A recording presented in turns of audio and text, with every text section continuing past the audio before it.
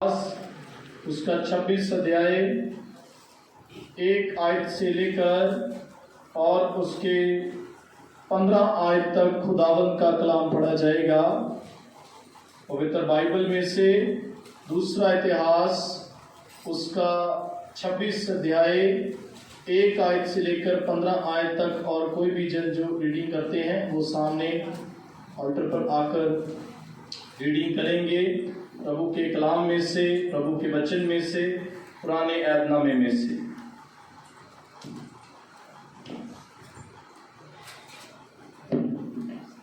पढ़िए दूसरा इतिहास 26 अध्याय 1 आयत से लेकर 15 आयत तक प्रभु का वचन पढ़ा जाएगा।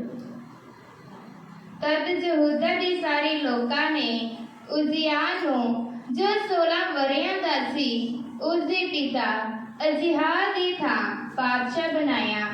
ਉਸ ਨੇ ਪਾਤਸ਼ਾਹ ਦੀ ਆਪਣੇ ਪਿਓ ਦਾਦਿਆਂ ਦੇ ਨਾਲ ਸੋ ਜਾਣ ਦੇ ਮਗਰੋਂ ਏਲੋਦ ਨੂੰ ਬਣਾਇਆ ਤੇ ਉਸ ਯਹੂਦਾ ਵਿੱਚ ਫਿਰ ਮਿਲਾ ਦਿੱਤਾ। ਉਜ਼ੀਆ 16 ਵਰ੍ਹਿਆਂ ਦਾ ਸੀ ਜਦੋਂ ਉਹ ਰਾਜ ਕਰਨ ਲੱਗਾ और ਉਹਨੇ ਯਰੂਸ਼ਲਮ ਵਿੱਚ 52 ਵਰ੍ਹੇ ਰਾਜ ਕੀਤਾ। उसकी माता का नाम जकरिया सी जो यरूशलेम दी सी। उसने ओ कीता जो यहोवा दी निगाह विच ठीक सी, जिवें ही उसके पिता असमया ने कीता सी। उस जकरिया दे दिनां विच जो परमेश्वर दियां दृष्टां विच ज्ञातावंत सी, परमेश्वर दा तालिब सी अते जदों तक यहोवा दा तालिब रहा परमेश्वर ने ਉਸ ਨੂੰ ਸਫਲ ਕੀਤਾ। ਉਹ ਨਿਕਲ ਕੇ ਫਲਿਸਤੀਆਂ ਨਾਲ ਲੜਿਆ ਅਤੇ ਉਹਨੇ ਗਤ ਦੀ ਕੰਧ ਤੇ, ਜ਼ਬਨਾਨ ਦੀ ਕੰਧ ਤੇ, ਅਸ਼ਦੋਦ ਦੀ ਕੰਧ ਨੂੰ ਢਾ ਦਿੱਤਾ ਅਤੇ ਅਸ਼ਦੋਦ ਦੇ ਦੇਸ਼ ਵਿੱਚ ਅਤੇ ਫਲਿਸਤੀਆਂ ਦੇ ਵਿੱਚ ਸ਼ਹਿਰ ਬਣਾਏ। ਅਤੇ ਪਰਮੇਸ਼ਰ ਨੇ ਫਲਿਸਤੀਆਂ ਤੇ ਉਹਨਾਂ ਅਰਬੀਆਂ ਦੇ ਜੋ ਗੁਰੂ ਬਾਲ ਵਿੱਚ ਵਸਦੇ ਸਨ ਤੇ ਮਯਨੀਮ ਦੇ ਵਿਰੁੱਧ ਉਸਦੀ ਸਹਾਇਤਾ ਕੀਤੀ ਅਤੇ ਅਮੋਨੀਆ ਅਤੇ ਉਸਦੀ ਜ਼ਾਹ ਨੂੰ ਨਜ਼ਰਾਨੇ ਦਿੱਤੇ ਅਤੇ ਉਹਦਾ ਨਾਮ ਮਿਸ਼ਰ ਦੇ ਲਾਗੇ ਤੀਕ ਪੁੱਜ ਗਿਆ, ਕਿਉਂ ਜੋ ਉਹ ਬਹੁਤ ਹੀ ਤਗੜਾ ਹੋ ਗਿਆ ਸੀ। ਅਤੇ ਉਸਦੀ ਜ਼ਾਹ ਨੇ ਯਰੂਸ਼ਲਮ ਵਿੱਚ ਕੋਨੇ ਦੇ ਫਾਟਕ ਅਤੇ ਵਾਦੀ ਦੇ ਫਾਟਕ ਅਤੇ ਦੀਵਾਰ ਦੇ ਮੋੜ ਉੱਤੇ ਬੁਰਜ ਬਣਾਏ ਅਤੇ ਉਹਨਾਂ ਨੂੰ ਪੱਕਾ ਕੀਤਾ। ਅਤੇ ਉਸ ਨੇ ਉਜਾੜ ਵਿੱਚ ਬੁਰਜ ਬਣਾਏ ਅਤੇ ਉਸ ਸਾਰੇ ਤਰਾ ਪੁੱਟਵਾਏ, ਕਿਉਂ ਜੋ ਬੇਟ ਤੇ ਮੈਦਾਨ ਵਿੱਚ ਉਸਦੇ ਬਹੁਤ ਸਾਰੇ ਡੰਗਰ ਸਨ ਅਤੇ ਪਹਾੜਾਂ ਵਿੱਚ ਅਤੇ ਕੁਝ ਖੇਤਾਂ ਵਿੱਚ ਅਤੇ ਹਾਲੀ ਅਤੇ ਮਾਲੀ ਸਨ, ਕਿਉਂ ਜੋ ਖੇਤੀਬਾੜੀ ਉਹਨੂੰ ਬਹੁਤ ਪਸੰਦ ਸੀ।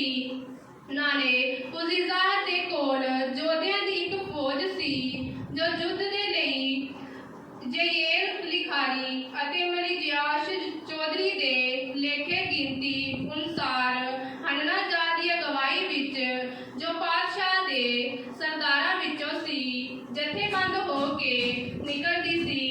ਸੂਰਬੀਰਾਂ ਦੇ ਪਿਤਰਾਂ ਦੇ ਘਰਾਣਿਆਂ ਦੇ ਮੁਖੀਆਂ ਦੀ ਸਾਰੀ ਗਿਣਤੀ 2636 ਸੀ ਅਤੇ ਉਹਨਾਂ ਦੀ ਤਿਆਬੇਦਾਰੀ ਵਿੱਚ ਯੋਧਿਆਂ ਦੀ ਸੈਨਾ ਸੀ 3,07,500 ਬਲਵੰਤ ਸੂਰਮੇ ਜਿਹੜੇ ਵੈਰੀਆਂ ਦੇ ਵਿਰੁੱਧ ਪਾਤਸ਼ਾਹ ਦੀ ਸਹਾਇਤਾ ਕਰਦੇ ਸਨ। ਅਤੇ ਉਸਦੀ ਜ਼ਾਹ ਨੇ ਉਹਨਾਂ ਦੀ ਸਾਰੀ ਸੈਨਾ ਲਈ ਤਾਲਾਂ, ਬਰਛੇ, ਟੋਪ, ਸੋਝੀਆਂ ਅਤੇ ਤੁਨਕ ਅਤੇ ਗੋਪੀਏ ਤਿਆਰ ਕੀਤੇ ਅਤੇ ਉਸਨੇ ਯਰੂਸ਼ਲਮ ਵਿੱਚ ਕਸਦੀ ਲੋਕਾਂ ਦੀਆਂ ਬਣਾਈਆਂ ਹੋਈਆਂ ਕਲਾ ਲਗਵਾਈਆਂ ਤਾਂ ਜੋ ਉਹ ਤੀਰ ਚਲਾਉਣ ਅਤੇ ਵੱਡੇ ਵੱਡੇ ਪੱਥਰ ਵਗਾਉਣ ਲਈ ਬੁਰਜਾਂ ਅਤੇ ਕੰਧਾਂ ਉੱਪਰ ਲਗਾਈਆਂ ਜਾਣ। ਸੋ ਉਹਦਾ ਨਾਮ ਦੂਰ ਤੀਕ ਵੱਜਣ ਲੱਗਾ, ਕਿਉਂ ਜੋ ਉਹਦੀ ਸਹਾਇਤਾ ਅਜਿਹੇ ਨਿਰਾਲੇ ਢੰਗ ਨਾਲ ਹੋਈ ਸੀ ਜੋ ਉਹ ਤਗੜਾ ਹੈ। ਇਹ ਖੁਦਾ ਦਾ ਪਵਿੱਤਰ ਵਚਨ ਹੈ। ਇਸ ਦੇ ਪੜ੍ਹੇ और सुने जान ते आप सब ਨੂੰ बरकत और आशीष मिले। आमीन। आमीन। आइए हम दुआ करेंगे खुदावंद की हुजूरी में।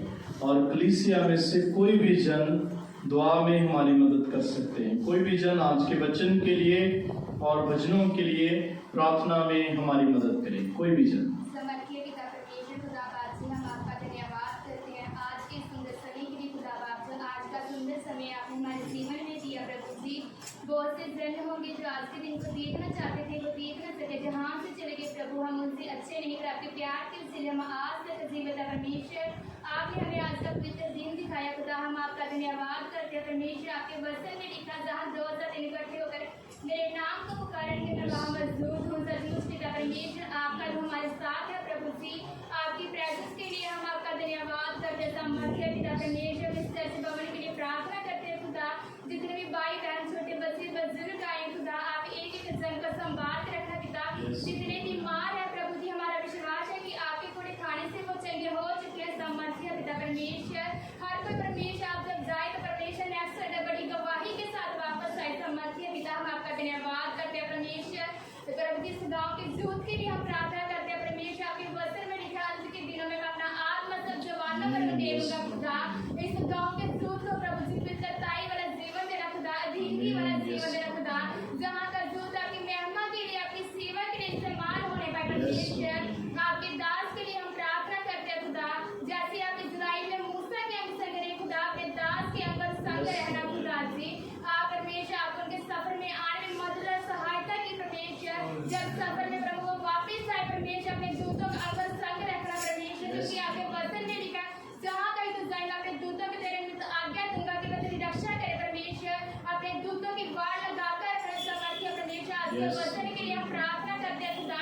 आपके वचन में लिखा, धन्यवाद मनुष्य धर्म के भूखे और प्यासे हैं, क्योंकि वे तृप्त किए जाएंगे। सचमुच पिता परमेश्वर, हमें आपके वचनों की भूख और प्यास है खुदा बाप। जहाँ वचन का बीज हमारी जिंदगी में बोया जाए खुदा, वो हमारी जिंदगी में 100 गुना फलों के लिए कराए परमेश्वर।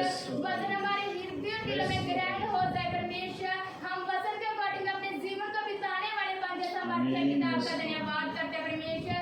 वचन सुनाने की सामर्थ्य को मांगते हैं परमेश्वर। अपने दास को वचन सुनाने की सामर्थ्य दे खुदा, जैसे पतरस के पास थी पिता परमेश्वर, वो सामर्थ्य पिता आज अपने दास के ऊपर हम दे दे सामर्थ्य पिता, ताकि हम वचन को सुनकर परमेश्वर उस वचन पर चलने वाले बन जाए। सामर्थ्य परमेश्वर, एक एक जन का संभाल कर रखना परमेश्वर, जो नहीं आ सके खुदा पिता परमेश्वर, आप उनको भी सच बल में लेकर आना पिता परमेश्वर। आपके वचन में लिखा, मेरा ज्ञान न होने के कारण मेरी प्रजा नाश हो रही है परमेश्वर।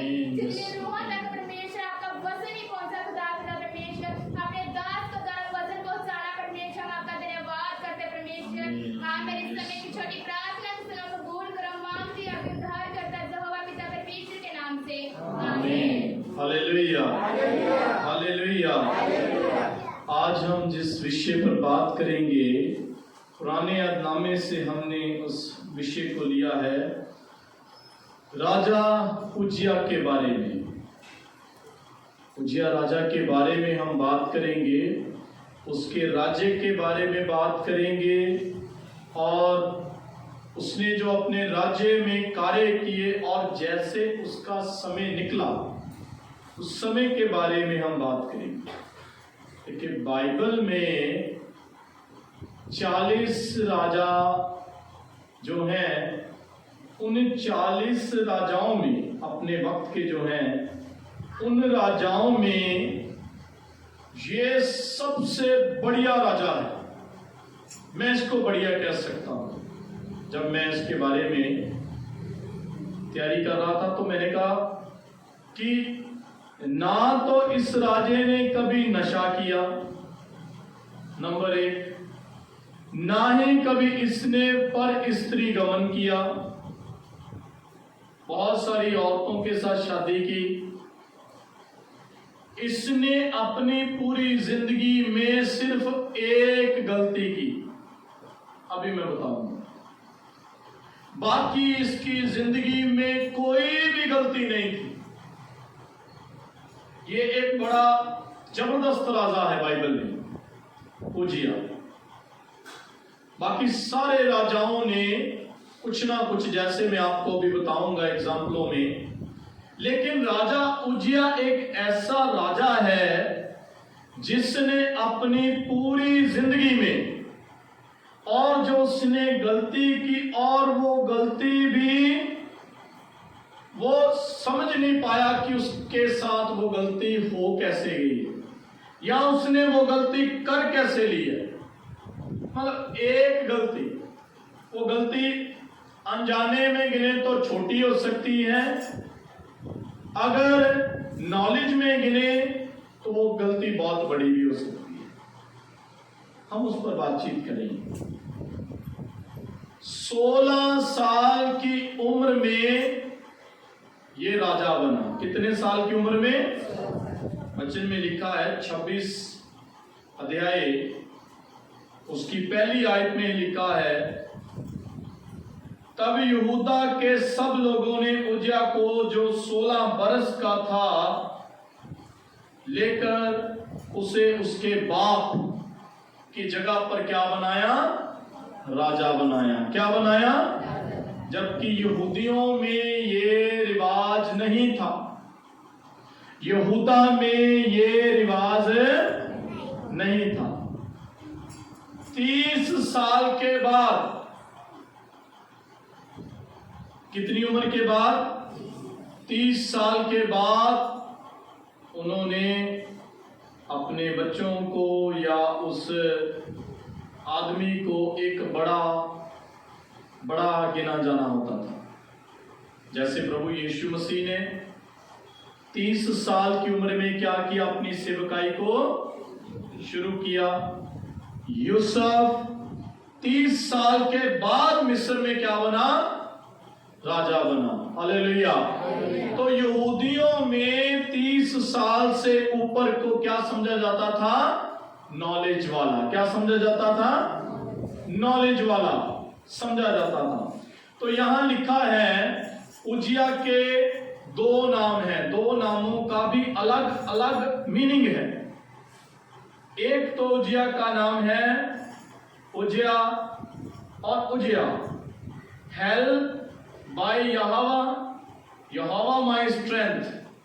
ये 2 इसके नाम के मतलब है, और इसका नाम दोनों ही बुक्स में आता है, पहले राजे में भी और दूसरे, पहले इतिहास में भी और दूसरे इतिहास में भी। देखो इसका कितनी बड़ी इसका मटेरियल है बाइबल में। तो ये दोनों जगह पर इस राजे का जिक्र आता है। 790 बीसी, 790 बीसी से 740 बीसी तक इसने राज्य किया। पीछे को जाते हैं तो काउंट कैसे होता है? यीशु से आदम तक, पीछे जो वंशावली है, जो एंसेस्टर्स हैं, जो पूर्वज हैं, उनको पीछे से, बीसी यानी बिफोर टू क्राइस्ट। तो इसने 790 बीसी से 740 बीसी तक क्या किया? राज्य किया। अब देखते हैं, राजा तो बाइबल में बहुत सारे हैं। मैंने पहले ही आपको जैसे कहा है कि इसका जो जीवन काल है, इसका जो करैक्टर है, चरित्र है, जो वो बड़ा साफ है। राजा सुलेमान को हम देखते हैं। राजा सुलेमान ने 40 साल राज्य किया। राजा शाऊल ने 40 साल राज्य किया। राजा दाऊद ने 40 साल राज्य किया। तो ये इनके राज्य का वक्त है, हैट्रिक 40-40-40। लेकिन राजा सुलेमान जो है, उससे भी गलती हुई। राजा सुलेमान से गलती हुई, दाऊद से भी गलती हुई, क्योंकि दाऊद ने क्या किया? एक औरत को अपनी बीवी बना लिया और उसके घर वाले को क्या कर दिया? कत्ल करवा दिया। आगे उसका बेटा सुलेमान आया, तो सुलेमान ने क्या किया? बहुत सारी स्त्रियों के साथ शादी की। कितनी स्त्रियों के साथ शादी की उसने? एस्टिमेट है किसी के पास?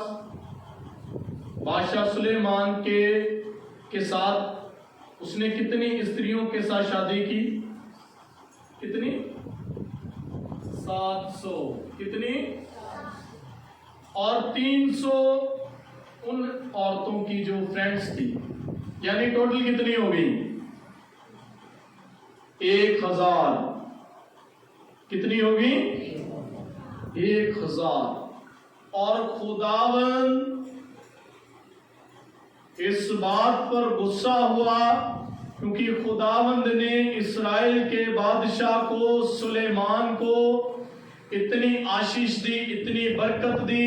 ना तेरे पहले ना तेरे बाद को इतनी बुद्धिमान होगा, पैसा भी होगा, खुदा का घर भी उसने बनवाया।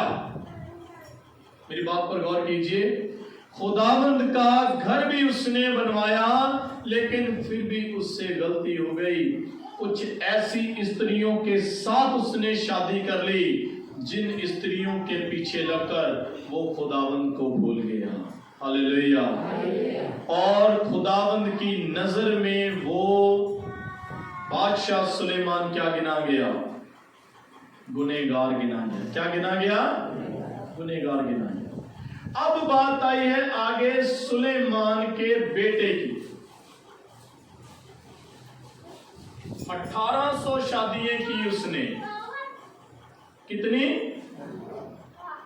थोड़ी नहीं होती, एस्टीमेट लगाइए आप। और भी हम उसका जिक्र नहीं करना चाहते हैं। खुदावंद को इतना गुस्सा आया, इतना गुस्सा आया, और खुदावंद ने क्या किया? खुदावंद ने इस्राएल को 2 भागों में बांट दिया। कितने भागों में?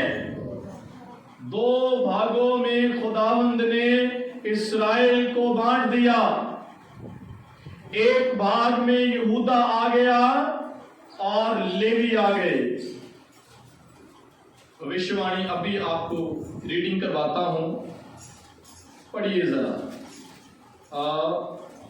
इस्राएल को 2 भागों में परमेश्वर ने बांट दिया। और जब इस्राएल 2 भागों में हो गया, पढ़िए जरा दूसरा राजा 15 की 5 भी निकाल कर रखें। दूसरा राजा 15 अध्याय और उसकी 5 आयत को निकाल कर रखें कि किस प्रकार से डिवाइडेशन हुआ और ये निकाल कर रखें आप। मत्ती उसका 1 अध्याय और उसकी 9 आयत भी आप निकाल कर रखें। और कोई जन हिजकियल उसका 37 अध्याय 16 आयत और पहला राजा 14 की 30 आयत पढ़िए। पहला राजा 14 अध्याय और उसकी 30 आयत को पढ़िए कि परमेश्वर का वचन हमें क्या बयान करता है। पढ़िए जरा, किसी ने निकाला हो तो। पहला राजा 14 अध्याय और उसका 30 आयत पढ़िए जरा।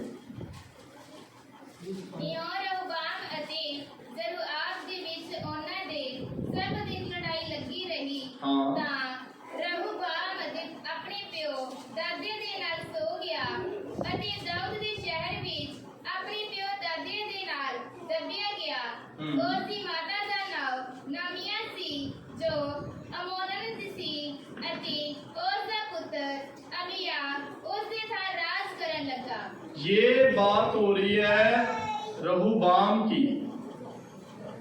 एक भविष्यवाणी होती है यहां पर, उस नबी का नाम है इसी चैप्टर में। एक भविष्यवाणी होती है, चादर ली उसने रहूबाम के सामने और उस चादर को फाड़ दिया और उस चादर के 12 टुकड़े किए। कितने टुकड़े? 12। एक टुकड़ा, 2 टुकड़े 1 और 10 टुकड़े 1। एक को तो बना दिया पूरा का पूरा इजराइल, और एक में डिवाइड कर दिया यहूदा। और यहूदा में कौन आ गए? एक यहूदा कौम और दूसरी कौम आ गई लेवी, यानी याजकों की कौम। कौन सी कौम? खुदावंद ने पर्सनली इनसे मोहब्बत की। खुदावंद ने क्या किया? पर्सनली इनसे क्या किया? मोहब्बत की। मत्ती रसूल का अंजील 1 अध्याय 9 आयत मैंने कहा था निकाल कर रखे, पढ़िए जरा। मत्ती रसूल उजीजा जुथाम आहाज दा अते आहाज हिस्कियल दा पिता सी। हालेलुया। उसी कौम पर प्रभु यीशु मसीह, उसी कौम में से प्रभु यीशु मसीह का जन्म हुआ। और जिनेलॉजी में मत्ती रसूल के अंजील में ये बात आई है 9 अध्याय में 1 की 9 आयत में कि जो राजा उजिया है उसकी वंशावली से आगे जाकर यूसुफ, दाऊद और उसके बाद प्रभु यीशु मसीह। हालेलुया। देखो करैक्टर, मैंने आपको पहले कहा कि करैक्टर बंदे का अच्छा होना चाहिए। 16 साल का बंदा है और 16 साल का बंदा कितने साल तक? 52, कितने साल? 52 साल तक राज्य कर रहा है। हालेलुया। और उसके पास सेना कितनी है? 13 आयत में, दूसरा इतिहास 26 की 13 आयत में, वो महत 3 लाख 7,500 जबरदस्त लश्कर था उसके पास। कितना? 3 लाख। आज पूरे वर्ल्ड की जो पॉपुलेशन है 800 करोड़ है, और हमारे जो इंडिया की है वो 140-50 करोड़ के बीच में है। थोड़ा सा पीछे जाएं, पीछे जाते रहे, उस जमाने में कितनी पॉपुलेशन होंगी जिस जमाने की मैं बात कर रहा हूं। और मैं बात किस जमाने की कर रहा हूं? 790 बीसी से 740 बीसी की। तो इतनी बीसी में इतनी बड़ी सेना राजा उजिया के पास। Hallelujah, hallelujah. और मैंने आपको करैक्टर बताया उसका कि किसी औरत के साथ उसका संबंध नहीं है।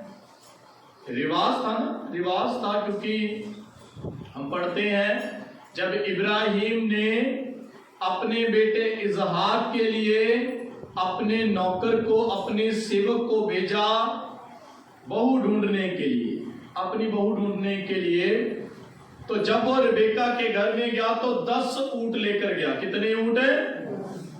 कहा था ना मैं तेरे ऊंटों को भी पानी पिलाऊंगी, ऐसा कहा उसने। कंगन डाले उसके हाथों में, नथ भी डाली उसके नाक में, बहुत सारे मसाले कपड़े उसको दिए। और वचन में लिखा है जब उसके घर वालों ने उसे रोकना चाहा, कम से कम 10 रोज हमारे पास रुक जा, वो कहती अब मुझे जाने। और उसकी सहेलियां भी उसके साथ गई। हालेलुया। इब्राहिम की जो पत्नी थी सारा, उसकी भी सहेली थी जिसको गोली कहते हैं। क्या नाम था उसका? हाजिरा। क्या नाम था उसका? अंग्रेजी में हागिर। तो रिवाज था ये रिवाज था, इसको हम गलत इंटरप्रिटेशन नहीं कर सकते हैं। जिस चीज के बारे में मैंने आपको बताना था कि मैं उसके बारे में बात नहीं कर रहा हूँ, 1800 जो सुलेमान के बेटे की, उससे आगे भी थी, तो वो एक उसकी जिसको कहते हैं कि जो हरम में औरतें रहती हैं, वो थी। तो बात आई है कि प्रभु यीशु मसीह ने जो जन्म लिया, वो जन्म लिया राजा उजिया के ब्लड में से। प्रभु यीशु मसीह का जन्म जो आया, उसका जो डीएनए है वो पुराने, कभी कभी कहते हैं पुराना ऐतनामे में नहीं, अब तो सारा कुछ नया हो गया है। नहीं, अब हम नया ऐतनामा ही पढ़ेंगे, पुराना ऐतनामा नहीं देखेंगे। बड़े सारे लोग जो हैं वो संडे का सरमन जो है वो नए उसमें से करते हैं। वो कहते हैं बाप और बेटे ने अपना काम कर दिया जो वो करने आए थे, अभी पवित्र आत्मा का काम है। तो अभी हम वचन किसके हवाले से पढ़ेंगे? सिर्फ पवित्र आत्मा के हवाले से। नहीं प्यारे अजीजों, पुराने ऐतनामे में सारे हमें वो कार्य पता चलते हैं, परिवार के बारे में पता चलता है, उनके डीएनए के बारे में पता चलता है, उनकी वंशावली के बारे में पता चलता है। जैसे मत्ती रसूल का अंजील और उसका 1 अध्याय और उसकी 9 आयत में राजा उजिया के बारे में हमने अभी पढ़ा है और आगे जाकर देखेंगे। अजी यसी से दाऊद और दाऊद से यूसुफ आया, हालेलुया। और यूसुफ से कौन आया? प्रभु यीशु मसीह, हालेलुया, हालेलुया। चाहे प्रभु यीशु मसीह पवित्र आत्मा के द्वारा गर्भ में आए, लेकिन जो बाप का नाम था, जो सेंसस हुए बैतलहम में, वो सेंसस में से प्रभु यीशु मसीह के साथ यूसुफ और मरियम का नाम दर्ज किया गया, हालेलुया, हालेलुया। तो इसलिए राजा उजिया बहुत जरूरी है, उसके बारे में पढ़ना, उसके बारे में जानना कि जिसने कभी कोई नशा नहीं किया। क्योंकि राजा तो ज्यादातर क्या करते थे? दाख की बारियां लगाते थे। किसकी? अंगूर की। बहुत बहुत बड़े बाग बगीचे लगाकर क्या करते थे? दाख रस का इस्तेमाल करते थे, मतवाले होते थे। लेकिन राजा उजिया ने कभी भी ऐसा नहीं किया अपनी पूरी जिंदगी में। मैंने कहा उससे एक ही गलती हुई। देखिए कितना हुनरमंद है वो राजा। यहां पर हमने पढ़ा है कि उसके पास 14 आयत में, पंजाबी में पढ़िए, 26 की 14 में, देखो कितनी टेक्नोलॉजी है उसके पास उस जमाने में। उसका माइंड देखिए, उसका माइंड देखिए कि कितनी ज्यादा उसके पास टेक्नोलॉजी है उस जमाने में, आज के जमाने से भी ज्यादा। पढ़िए 14 आयत। ਅਤੇ ਉਜੀਆ ਨੇ ਉਹਨਾਂ ਦੀ ਸਾਰੀ ਸੈਨਾ ਨੇ ਟਾਲਾ हाँ, उजिया ने उनके सारी सेना के लिए ढाले बनाई।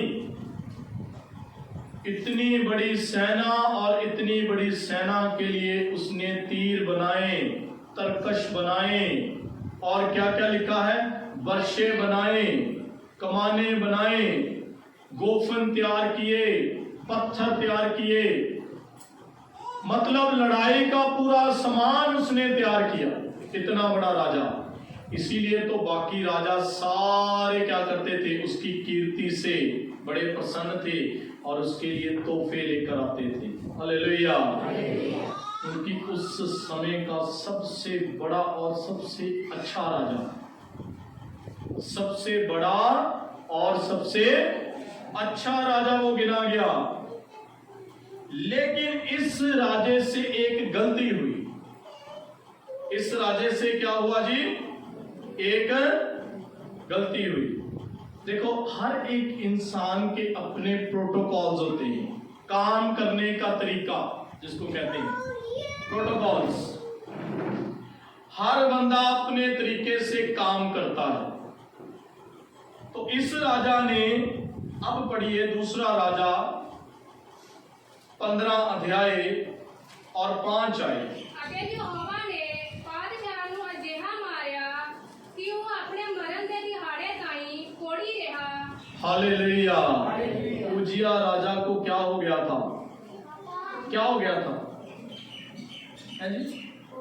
क्या हो गया था उसको? उसको कोढ़ हो गया था। मैंने कहा उसने कभी परस्त्री गमन नहीं किया, उसने कभी भी नशा नहीं किया, उसने कभी भी किसी मजलूम पर कोई दुख तकलीफ उसको नहीं लेकर गया। लेकिन फिर भी उस पर कोढ़ कैसे आया? कैसे कोढ़ आया? दूसरा राजा 26 अध्याय की 16 आयत पढ़िए। कोढ़ आया क्यों उस पर? परमेश्वर ने उसको माफ नहीं किया, उसकी गलती को अनदेखा नहीं किया। गलती होती है और गलती काउंट की जाती है, और गलती को देखने वाला कौन है? परमेश्वर है, हालेलुया। हमारी गलती को नोटिस करने वाला कौन है जी? परमेश्वर है। दूसरा राजा 26 अध्याय की 16 आयत पढ़िए। उजिया राजा ने किया क्या? 25 ताकत शुद्धि। दूसरा इतिहास उसका 26 अध्याय और उसकी 16 आयत। यहां पर लिखा, लेकिन जब वो जरावर हो गया, मेरी बात पर गौर कीजिए, जब वो क्या हो गया, जोरावर हो गया, तो उसका दिल कद से फूल गया।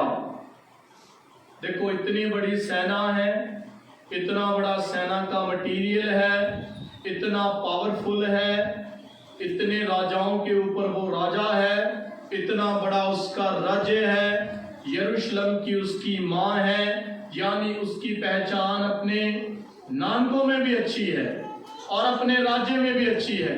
16 साल की उम्र में लोगों ने, अवाम ने उसको राजा भी बना दिया है, इतना बड़ा राजा बन गया, उसकी सल्तनत इतनी बढ़ गई है, आगे पीछे उसके सारे के सारे जहां वो जाता है अपनी शामनी डाल लेता है, अपने लोगों को तैयार करता है, इतनी बड़ी उसकी सेना है। तो आखिर में क्या हो गया, उसमें घमंड आ गया। हालेलुया, पढ़िए जरा 16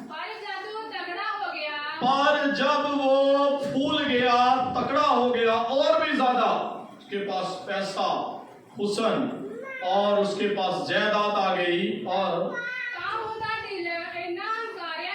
उसका दिल, गौर कीजिए, उसका दिल इतना अहंकार में आ गया, वो इतना प्राउड में आ गया, और कि वो बिगड़ गया ਅਤੇ ਯਹੋਵਾ ਆਪਣੇ ਪਰਮੇਸ਼ਵਰ ਤੋਂ ਬੇਮੁਖ ਹੋ ਗਿਆ ਅਤੇ ਯਹੋਵਾ ਦੀ ਹੈਕਲ ਵਿੱਚ ਜਾ ਕੇ ਧੂਪ ਦੀ ਜਗਵੇਦੀ ਉੱਤੇ ਧੂਪ ਤਕਾਉਣ ਲੱਗਾ। हालेलुया, यही गुनाह था उसका। इतना बड़ा राजा, इतनी नॉलेज, इतने लाख उसके पास सिपाही, इतने सारे राज्य उसके हाथों में, इतने सारे राजा उसके अंडर में, इतनी बड़ी उसकी सल्तनत, और उसने अपनी जिंदगी में कभी मतवाला भी नहीं हुआ, कभी उसने प्राय स्त्री गमन भी नहीं किया, ऐसा कुछ भी नहीं किया उसने, लेकिन उसको घमंड क्या आ गया, अब मैं राजा हूं तो मैं सबसे ऊपर हूं। हालेलुया। इंसान के बीच में जब घमंड आता है ना, उसको पहचान नहीं हुई।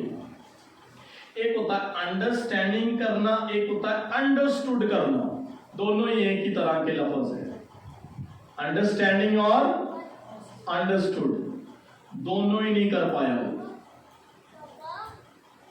वो उस प्रोटोकॉल को समझ ही नहीं पाया कि आई एम द किंग, मेरे काम क्या है, मैं राजा हूं, खुदा ने मुझे राजा का काम दिया है, मैंने खुदा के काम को करना है।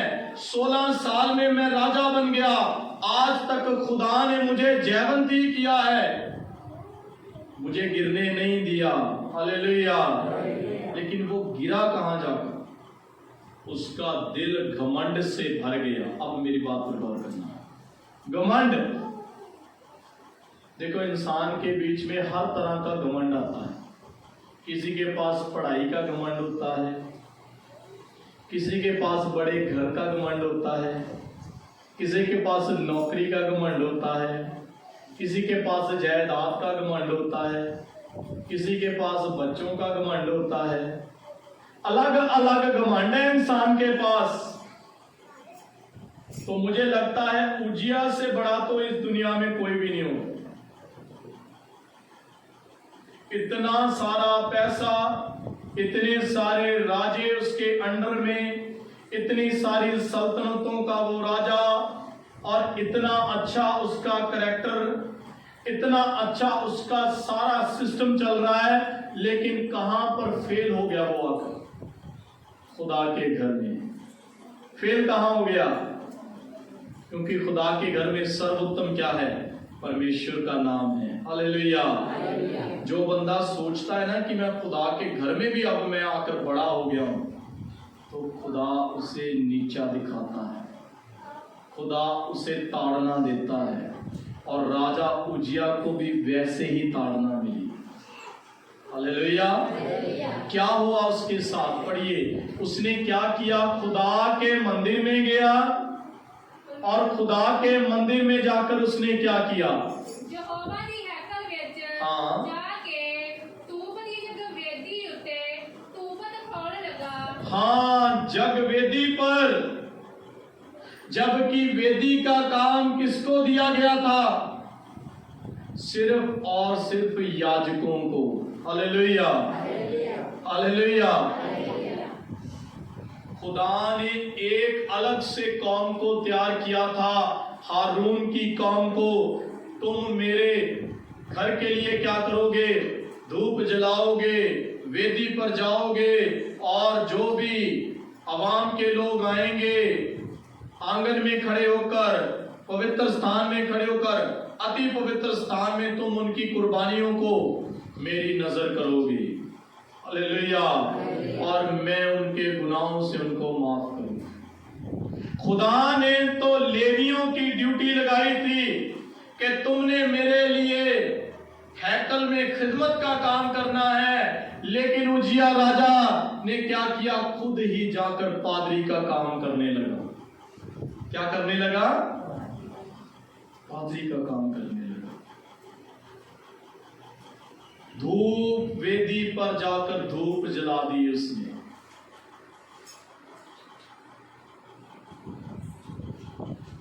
खुदा के पवित्र घर में सारी चीजें बहुत पवित्र हैं। हालेलुया। अगर हम खुदा के घर की किसी भी चीज को, सुलेमान कहता ना, तभी तो सुलेमान कहता जब मैं खुदा के घर में जाता हूं तो बड़े डरते और कांपते हुए जाता हूं। कैसे जाता हूं? कांपते हुए, क्योंकि मुझे खुदा के घर से डर लगता है। क्या लगता है मुझे? खुदा के घर से डर लगता है। और कभी कभी हम खुदा के घर में चुगलियां करते हैं, खुदा के घर में मजाक करते हैं, खुदा के घर में गलत गलत कमेंट्स करते हैं। हम खुदा के घर को, प्रभु यीशु ने कहा था ना, तुमने मेरे बाप के घर को क्या बना दिया? क्या बना दिया? डाकुओं की खो बना दिया।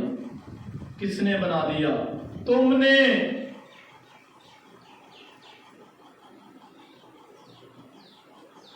कमरबंद को निकाला और प्रभु यीशु ने उन्हें मारकर हैकल से बाहर निकाल दिया। क्या कर रहे थे वो हैकल में? कबूतर बेच रहे थे, जुआ खेल रहे थे, एक दूसरे से वाद विवाद कर रहे थे। जो जो आता था उसके पाप बताकर उसको चीजें बेचते थे। और यीशु ने कहा, तुमने मेरे बाप के घर को क्या बना दिया है? डाकुओं की खो बना दिया है।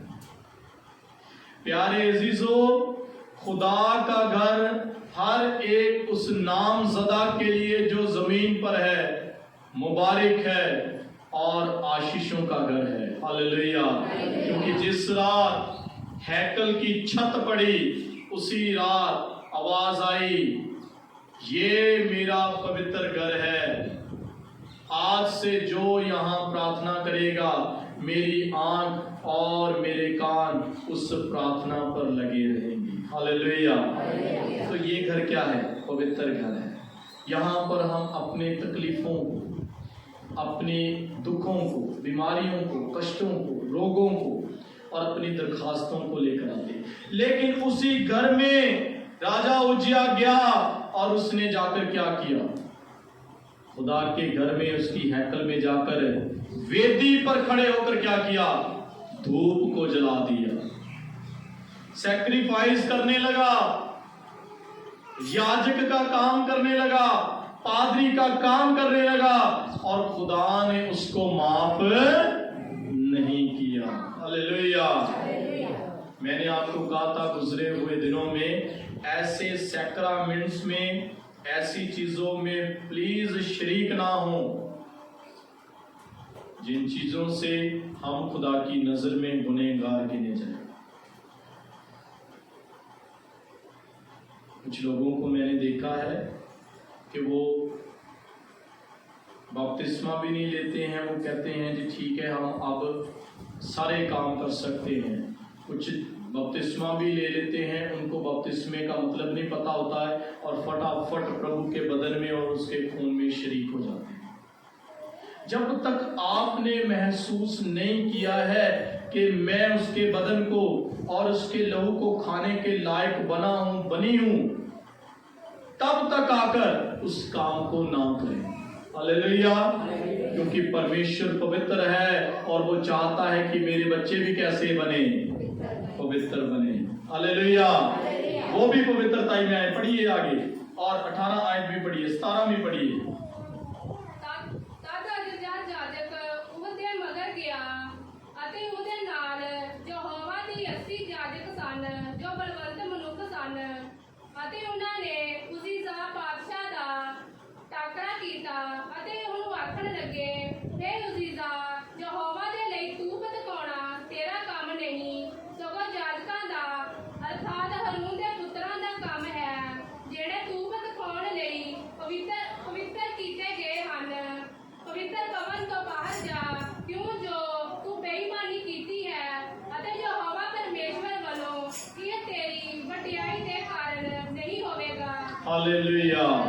80 पादरियों ने, कितने पादरियों ने? 80 पादरियों ने उन्हें कहा, बाहर निकल जा खुदा के घर से। इतने बड़े राजा को, इतनी बड़ी सेना के राजा को, कितनी बड़ी सेना है उसके पास है जी? 13 आयत में कितनी बड़ी सेना है? 3 लाख उस जमाने की इतनी बड़ी सेना का राजा गलती कैसे कर गया? इंसान से गलतियां हो जाती हैं। गलती कर गया। 80 याजकों ने, 80 पादरियों ने उसको खुदा के घर से निकाल दिया और साथ में चिताया भी, ये तेरा काम नहीं है, ये काम पादरियों का है। हालेलुया। और मैंने आपको पहले ही जैसे बताया है पादरियों के बारे में, उस दिन मैंने बताया था सीना बंद कैसे लगाते थे। सारे गोत्रों के मैंने नाम बताए थे, उन पत्थरों पर, जिन जिन पत्थरों पर उनके गोत्र के नाम लिखे होते थे। कुर्बानियों को कैसे वो भेंट चढ़ाते थे। तो उन 80 पादरियों ने हैकल में से, खुदा के घर में से उसको निकाल दिया। गलती की तो निकाला। जब गलती होती है तो उसको निकालना भी जरूरी है, क्योंकि गलती उसने किसके हुजूर में की थी? परमेश्वर के हुजूर में। पढ़िए आगे 19 आयत। ਤਦ ਉਜ਼ੀਜ਼ਾ ਗੁੱਸੇ ਹੋਇਆ ਅਤੇ ਉਹਦੇ ਹੱਥ ਵਿੱਚ ਧੂਪ ਤਕਾਉਣ ਲਈ ਧੂਪਦਾਨ ਸੀ, ਅਤੇ ਜਦੋਂ ਉਹ ਜਾਜਕਾਂ ਦੇ ਫਰਕ ਕਰ ਰਿਹਾ ਸੀ ਤਾਂ ਜਾਜਕਾਂ ਦੇ ਅੱਗੇ ਯਹੋਵਾ ਦੇ ਭਵਨ ਵਿੱਚ ਧੂਪ ਦੀ ਜਗਵੇਦੀ ਦੇ ਕੋਲ ਉਸ ਦੇ ਮੱਥੇ ਤੇ ਫੋਟ ਨਿਕਲਿਆ। हालेलुया। देखो कितनी जल्दी खुदा ने उसको सजा दी।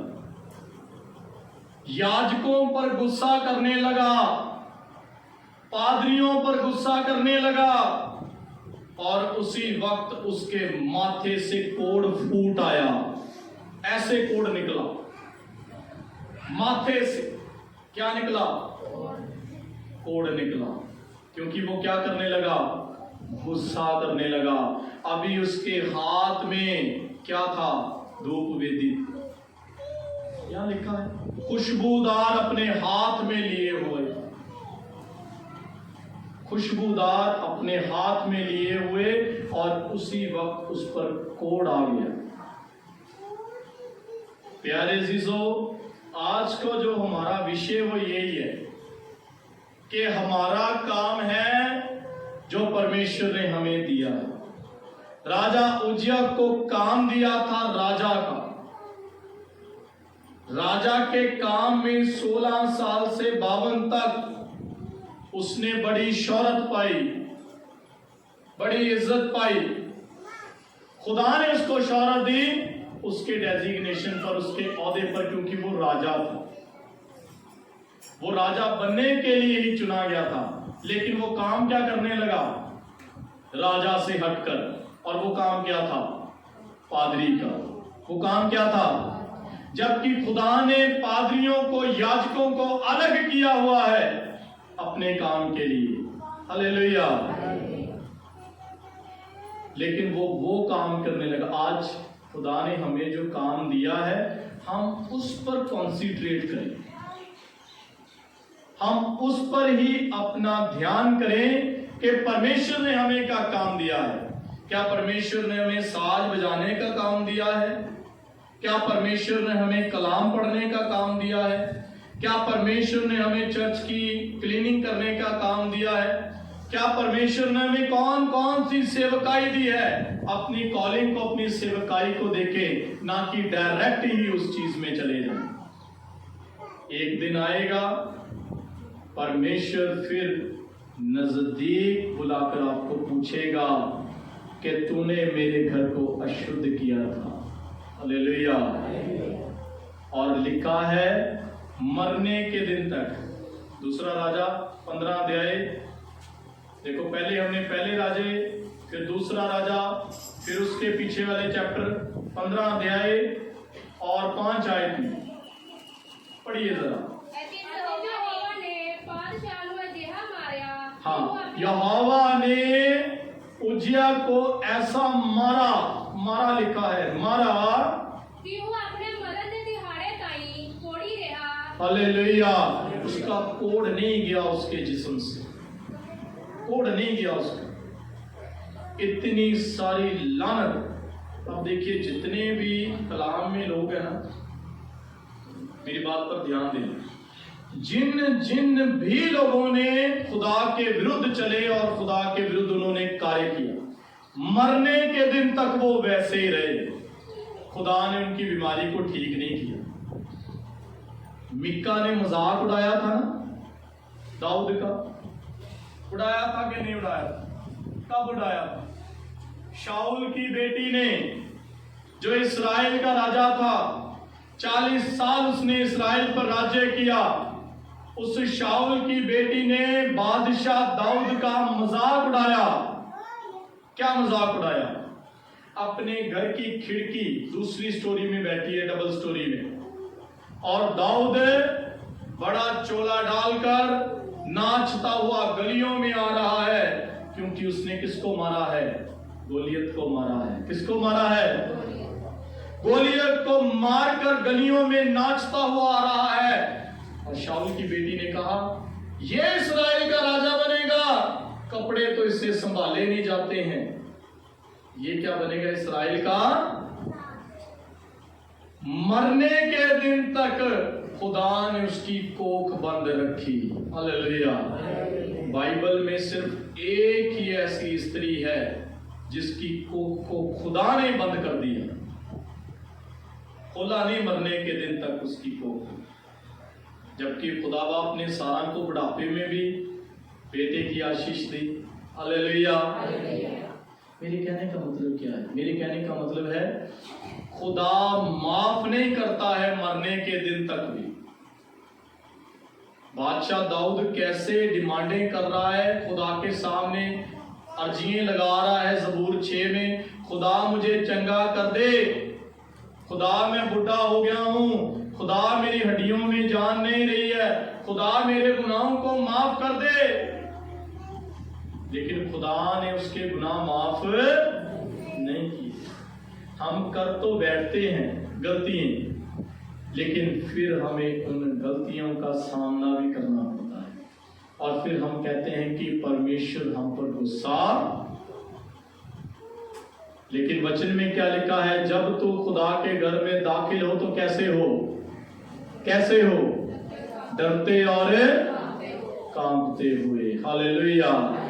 आज का हमारा विषय यही है कि जितना भी समय हमें जिंदगी का मिला है, उस सारे समय में हम खुदा की आराधना करें, खुदा की उपासना करें, और जो जो काम हमें मिले हैं हम उन कामों में वफादार रहें, ना कि वो काम करें जिन कामों से खुदा हम पर गुस्सा हो और हमें ताड़ना दे और हमें हैकल से भी बाहर निकाला जाए। निकालने वाला पादरी नहीं होगा, निकालने वाला कौन होगा? परमेश्वर होगा। मैंने आपको कहा है, एक चर्च में मुझे कहते कि इस चीज पर साइन करने हैं आपने। एक आदमी था, इरिगेशन में काम करता था वो, मुझे कहते पादरी साहब यहाँ पर आप साइन कर दो। मैंने कहा मैंने नहीं करने। 2-3 महीने के बाद उसको पैरालाइज हो गया। आज भी उसको पैरालाइज ही है। 2-3 बार मैं मिला उससे। प्यारे जीजो, खुदा अपने घर की कभी भी अनदेखी नहीं करता है। उसको पता है ये मेरे लोग हैं और ये मेरा घर है। हालेलुया। तो इस वायदे के साथ हम चर्च में आए और इस वायदे के साथ जाए कि खुदा बाप जैसे आप पवित्र हैं, आपका बेटा पवित्र है, रूह पाक पवित्र है, आप हमें भी सबल और पवित्र बनाएं ताकि हमसे कोई गलती ना। सुलेमान कहता मैंने खुदा के वचनों को अपनी उंगलियों पर लिख लिया है ताकि मेरे हाथों से भी कोई गुनाह ना हो जाए। प्यारे जीजो, हम इस वचन पर ईमानदारी से चलें, वफादारी से चलें और 20 आयत को पढ़कर उसके बाद हम कलाम को क्लोज करेंगे। दूसरा इतिहास 26 अध्याय और उसकी 20 आयत।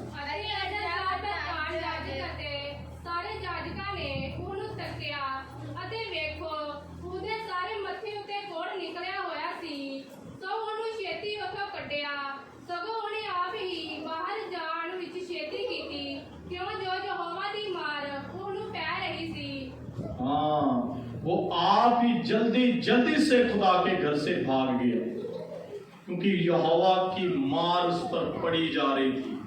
कोड़ उसके जिस्म से फूटने लग गया। जैसे बॉयल होता है ना, पानी उबलता है, वैसे कोड़ उबल कर उसके जिस्म को फाड़ कर बाहर निकल रहा था। आप इमेजिन कीजिए, उसके मांस को फाड़ कर बीच में से कोड़ फूट रहा था क्योंकि उसने गुनाह कहाँ किया था?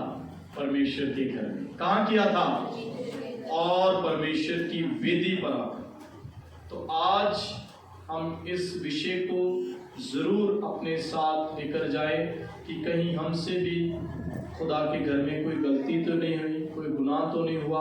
हम अपने गुनाहों का अंगीकार करें, पश्चाताप करें और खुदा में साबित कदम और कायम रहें। खुदा हम सब पर फजल करे, आप सबकी उम्र को दराज करें। आमीन।